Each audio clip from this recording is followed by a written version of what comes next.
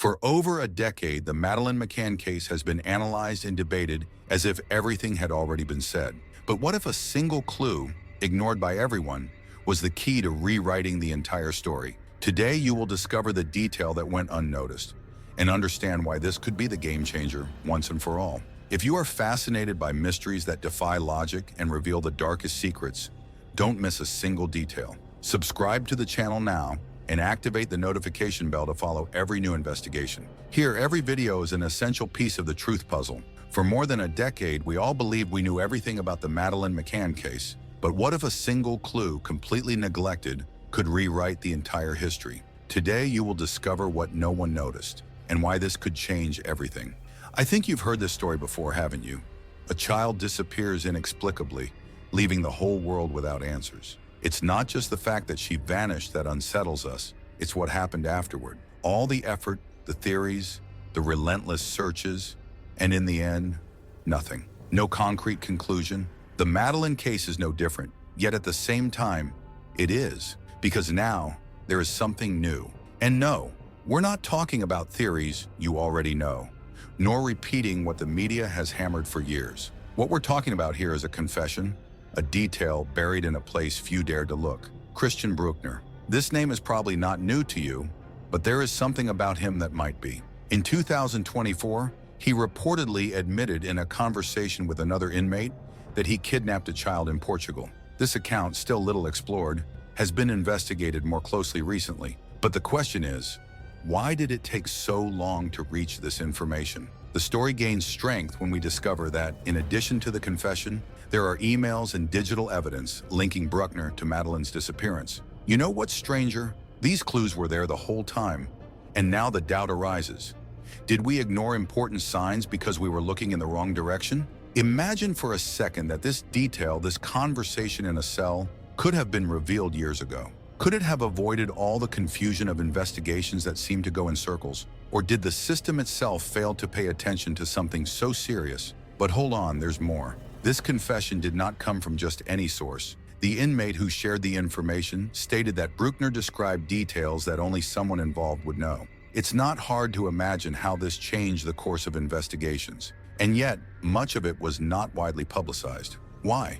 Think about it. A man already known to authorities with a dark history linked to serious crimes suddenly emerges at the center of one of the most mysterious cases in the world. How could this not be immediately addressed? And here's another piece for the puzzle. Besides the confession, there are links between Bruckner and a property near where Madeleine disappeared. He lived in the area, had access to the resort where the McCann family was staying, and, according to records, used vehicles that could easily go unnoticed in the area. So why did it take us so long to connect these dots? It's as if we were trying to assemble a puzzle without looking at the box image, a forgotten detail, an ignored clue. This could have changed everything. But what makes this case even more intriguing is the silence. For years, Bruckner was interrogated, but no definitive conclusion was reached. Now, with new evidence coming to light, including possible links between Bruckner's emails and other crimes, it's clear there is still much to uncover. Have you ever stopped to think about the impact of a confession like this? It's not just about justice for Madeleine or her family, but also about how these mistakes can continue to happen. The deeper we delve into Bruckner's story, the more we realize that Madeleine's case might just be part of something bigger, something more disturbing than we imagined. And this leads us to an inevitable question. Or will we once again let important details slip away? At the end of this video, you will discover the biggest mistake that may have compromised the entire investigation. But before that, let's go back in time and understand how these clues remained hidden for so long. That was the point where everything began to change. Up to here, we followed a trail of clues that seemed to lead to dead ends. But then, an apparently insignificant detail gained prominence. Christian Bruckner's confession to a cellmate, something many might dismiss as idle chatter between prisoners, revealed information that only someone who was there could know. But if this is true, why did it take so long to reach the authorities? Did the investigation really overlook such an important piece? Or is there something more behind this silence? Like Damien, I can't help but think, what would make someone admit something like that in an environment where every word can be used against them?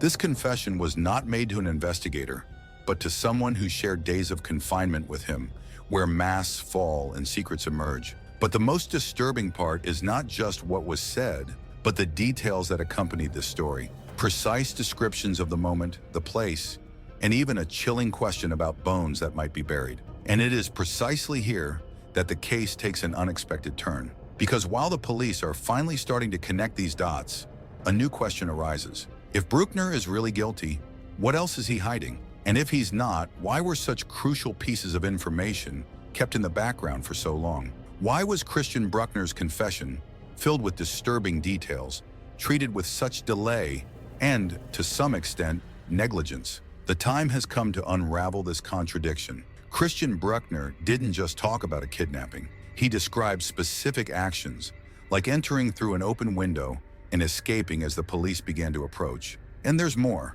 He asked questions that would chill anyone's blood. According to reports, he questioned whether it would be possible to find DNA traces in buried bones, something that would indicate a macabre knowledge of Madeleine's fate. But here's the issue. If someone with such a dark history admits something like this, why wasn't his word immediately used to reinforce or reopen the investigations? Now here comes the first contradiction. At the time of the confession, authorities stated that there was no concrete evidence linking Bruckner to Madeleine's disappearance. However, we know that emails and phone records already connected him to the Praia de Luz area on the day she disappeared. A cell phone registered in his name was traced to that region around the time Madeleine was last seen. So why wasn't this line of investigation explored more deeply from the start? Another point that raises suspicions: the window. From the beginning, the Portuguese police dismissed the idea of a break-in, stating there were no clear signs of invasion. However, Bruckner described exactly that, entering through a window. Was the initial forensics rushed or negligent? Or were crucial pieces of information ignored because the official narrative was already being constructed in another direction? And then comes the story of digital evidence. 2 email accounts used by Bruckner were recently investigated, years after the disappearance. One was connected to underground forums where he sought disturbing content.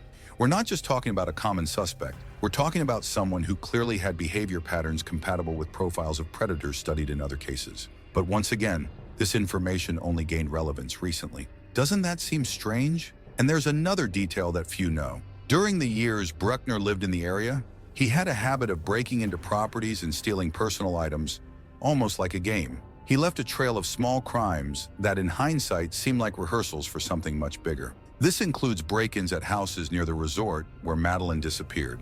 And yet the connection between these events and the main case took over a decade to be made. So what really happened? How did such significant details lie dormant in archives for so long? Isn't it fair to question whether the initial investigations were hampered by biases, media pressure, or even the case's own complexity? And there's one more question. What really prevents authorities from confirming or refuting Bruckner's guilt? He is a suspect with characteristics and a history that should have placed him at the center of investigations much earlier. His presence in the area, his behavior, and now this confession, all of this doesn't seem like a coincidence. Which leads us to the most unsettling point. Are we looking at a pattern of mistakes that deep down, everyone prefers? The Madeleine McCann case is not just about a child's disappearance. It's also about how the investigations, narratives, and decisions made over time have shaped the truth we all know.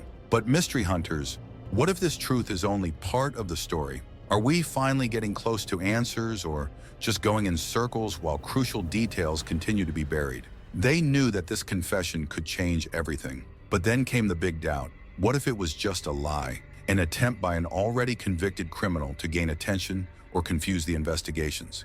On the other hand, what if it was the truth? A detail lost in time that could finally bring answers. This was the choice authorities faced. Ignore Christian Bruckner's confession or risk missing a potential turning point in the Madeleine McCann case. But given so much uncertainty, what would be the price of acting or remaining silent? I can't help but think about it. It's not just about investigating a suspect or analyzing evidence. It's about the lives that remain in limbo while decisions are postponed. Every day that passes without answers is a new wound for the McCann family, and perhaps even for other families unaware of the connections that might exist. I find myself asking, what would I do? Act quickly based on the confession, even if it risks a hasty investigation, or wait for something more solid, even knowing it could mean more years of uncertainty. But the dilemma doesn't end here, because while the investigations drag on, something more disturbing begins to emerge. Bruckner is not just a name linked to Madeleine. His presence in other similar crimes under equally suspicious circumstances raises an even bigger question. Are we facing a pattern that goes far beyond this case? If Bruckner is not just a name in this case, but a central piece, how do we explain the delay in connecting the dots? This confession, so loaded with disturbing details, leads us to another crucial point: the forgotten or ignored clues over the years. And that's where everything starts to get complicated, because beyond Madeleine, there are other disappearances and crimes that seem to follow the same pattern. Could Bruckner's confession be just the tip of something much bigger? One of the first things that stands out is Bruckner's connection to the Praia de Luz area. In the years he lived in the Algarve, he was known for breaking into houses and stealing items. Some reports mention that he acted almost obsessively, choosing targets near the resort where Madeleine disappeared. It's no coincidence that, even before he became the main suspect, other families had reported strange situations involving a man prowling the area. The question is, why weren't these reports taken more seriously at the time? And then, we reach a disconcerting point. There are records of other missing children in regions where Bruckner was present. One specific case in Germany bears disturbing similarities to Madeleine's disappearance. Just like in Praia de Luz, the disappearance happened in a tourist area, under circumstances suggesting planning. This opens a new theory. What if Bruckner wasn't acting on impulse, but following a calculated pattern? The confession we mentioned earlier also becomes more significant when analyzed alongside emails found in Bruckner's accounts. Messages that discuss details about kidnappings, always with a cold and calculated tone. Once again, the question arises: why was this information only connected to Madeleine's case much later? Now think about this. If Bruckner is truly responsible, why would he confess to a cellmate? And if he's not, who else could have left the clues that now seem to point directly to him? In the next segment, we will delve into alternative theories, possibilities that could change everything we think we know so far. Everything seemed to fit, but there was something that still didn't make sense. If Christian Bruckner really followed a pattern, as the evidence and reports of other disappearances indicate, why hasn't a definitive connection been established so far? And more importantly, is there still a key piece that remains hidden, waiting to be found? This leaves an unsettling doubt, the question of what else might be buried in this case. Honestly, I find myself thinking, how much longer will it take for all the pieces to connect? And what could these answers mean not just for the McCann family, but for other cases that never received the same level of attention? Sometimes the most impactful details aren't the ones that appear immediately, but those that lie in wait, ready to change everything we think we know. Get ready, because the next detail might be the most surprising of this entire story.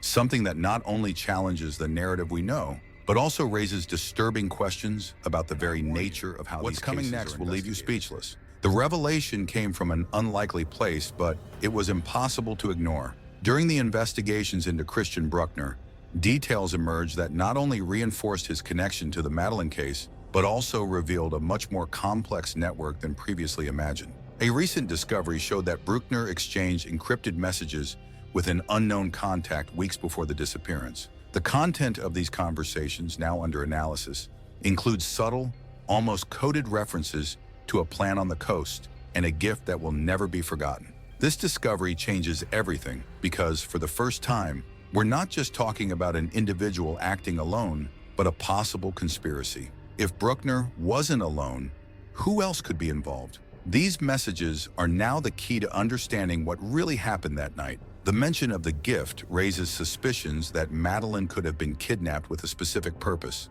something beyond a simple act of opportunity. And it doesn't stop there. Another connection that few know about involves a vehicle. A van registered in Bruckner's name was seen near the Ocean Club resort by witnesses who reported strange behavior days before the disappearance. The vehicle, later located in Germany, was seized by authorities. Inside, items were found that couldn't be explained. Children's toys and clothes that didn't seem to belong to the suspect. These findings add more pressure to the narrative and create a new line of questions. Do you realize the gravity of this? It's not just about what was found, but what these details imply. They suggest that there was planning, that Madeleine could have been watched and chosen in advance. This contradicts the initial theories that it was a crime of opportunity. And then comes the most disturbing point. Analysis of Bruckner's phone records revealed that he received a long call about 30 minutes before Madeleine McCann disappeared from a number that has yet to be identified. What was said in this call? Was it part of the plan mentioned in the messages? Each of these elements adds a new layer to the case, but also challenges everything we believe to know. The confession itself, which once seemed isolated, now appears to be part of something bigger, possibly organized. Let's unravel how these connections could have changed the course of the investigation from the beginning and what can still be done to bring the truth to light. The connections we've analyzed so far raise as many questions as they do answers. And that's exactly what makes me uneasy. If there are so many clues that could have changed the course of this investigation, why did it take us so long to reach them? The Madeleine McCann case is one of those that seem to grow in complexity every time new information comes to light, and it makes me think, are we close to some conclusion, or are we still just scratching the surface? I confess that, personally, this bothers me in a hard-to-explain way. It's not just the anguish for the family, but also the feeling that something always slips away, as if we're trying to assemble a puzzle without all the pieces. Is the truth really on the path we're following now? Or is there still something, a final piece, that no one has noticed? It's impossible not to imagine how it would feel to finally have a definitive answer. But until then, all we have are these gaps that continue to challenge us. And if you think this story has already reached its limit of surprises, just wait to see what we discover next. In the next video, we will address another crucial part of this mystery, the global connections that could reveal much more than we imagine. Stay with me, because the next step might be the most revealing. See you there.